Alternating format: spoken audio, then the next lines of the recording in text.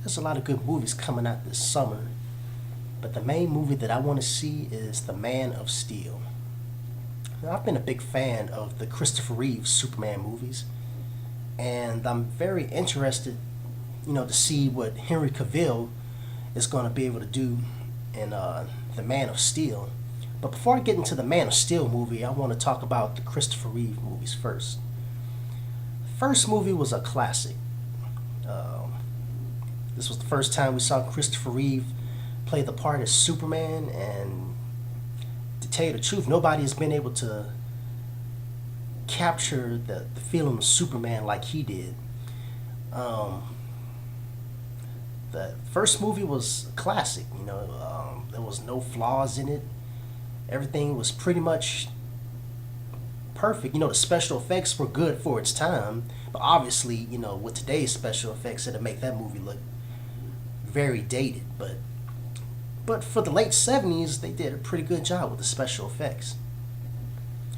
As for Superman 2, another classic movie. It was interesting to see, Superman go up against um, the three Kryptonians that had the same powers that he did. But one thing that really surprised me, and I didn't find this out till years later, was there's actually two versions of the movie. But the movie that I grew up watching was the Richard Lester version. But there was another version that was done by Richard Donner, who was the director of the original Superman.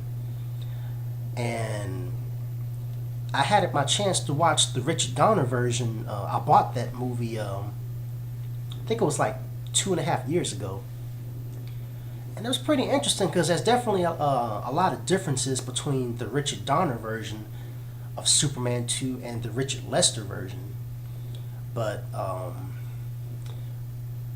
by comparing the two movies, there were certain parts that I liked better in the Richard Donner version, and then there was parts I liked better in the Richard Lester version. For me, the Richard Donner movie was better in the sections where the way Superman revealed himself to Lois, which in the Richard Lester version, he pretty much just decided to, tell Lois who he was. Whereas in the Richard Donner version, Lois Lane actually tricked Superman into revealing who he was, which I thought was very clever. Something I wasn't expecting. What was another difference? The Richard Donner version goes into a much greater detail into the emotions that Superman was going through when he decided to give up his powers to be with Lois. The Richard Lester version was good too, but the Richard Donner version went into more detail, and I thought that was pretty interesting. And also when Clark became human and he went back to the Fortress of Solitude to get his powers back, I thought the Richard Donner version of that scene was much better than the Richard Lester version. To tell you the truth, the only part that I liked better in the Richard Lester version was the confrontation between Superman and General Zod and the other Kryptonians at the Fortress of Solitude. Um, it was actually more of a physical confrontation in the Richard Lester version, whereas in the Richard Donner version, it had far less action in that part of the movie. And I also think that the Richard Lester version did a better job with the ending, because if you saw the Richard Donner version, he kind of basically rehashed a scene from the first Superman movie when he basically flew around the world and made and reversed time like he did in the first movie. So I actually like the Richard Lester version of that movie, the ending better for that movie. As for Superman 3, that's where they kind of messed up. And that's where Richard Lester had full control over directing that movie. Now, I'm a big fan of Richard Pryor. He's one of the greatest comedians of all time. But he didn't fit in the Superman movie, I mean, bringing comedy into Superman, it just didn't quite mix well. But and then the whole thing about the main bad guy being a supercomputer, that did seem kind of dumb. But I did like the whole thing with when Superman got infected with the synthetic kryptonite, and it made him basically evil. Now that part of the movie I did like. That was interesting to watch. But that was the only good part of that movie. As for Superman 4, it was better than Superman 3, but Superman 4 did have its weak points. It was quite obvious that they had a lower budget to work with in that movie because the special effects in Superman 4 didn't look as good as the Superman effects and special effects in Superman 1, 2, and 3. But I did like the whole concept of the Nuclear Man. I thought he was pretty cool. And the battle that he had with Superman was entertaining to watch. But like I said, that movie had a low budget, and it showed in the special effects. Now, as for Superman Returns, I was disappointed in that movie. Now, don't get me wrong, Brandon Routh did a pretty good job playing as Clark Kent and Superman. But overall, the movie was just kind of boring.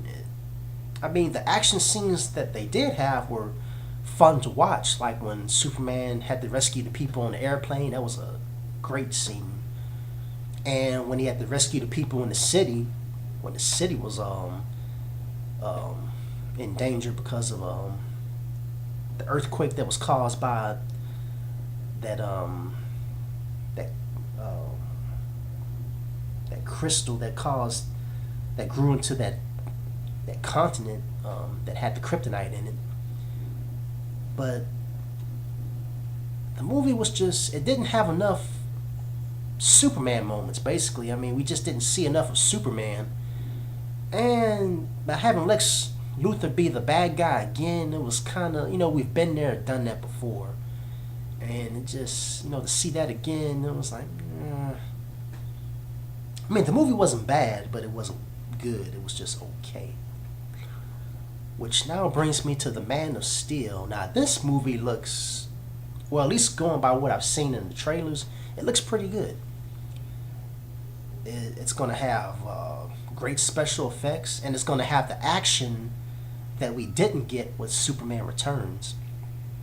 And what I like about this new movie is it's going to go into a much greater detail about Superman when he was growing up.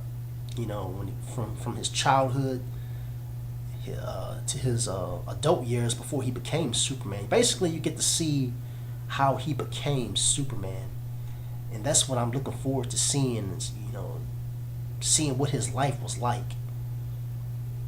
And plus, I'm also looking forward to just seeing the fight scene with him and General Zod. Finally, Superman is going to have somebody to fight.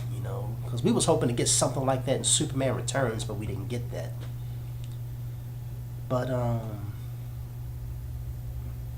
I'm really looking forward to seeing this movie, and I've got high expectations, and I think that this movie is going to live up to my personal expectations. So tell me, what did you guys think of the original Superman movies with Christopher Reeve along with Superman Returns? And are you looking forward to The Man of Steel like I am? I know I'm definitely going to see it the first day it comes out, and I'm looking forward to it.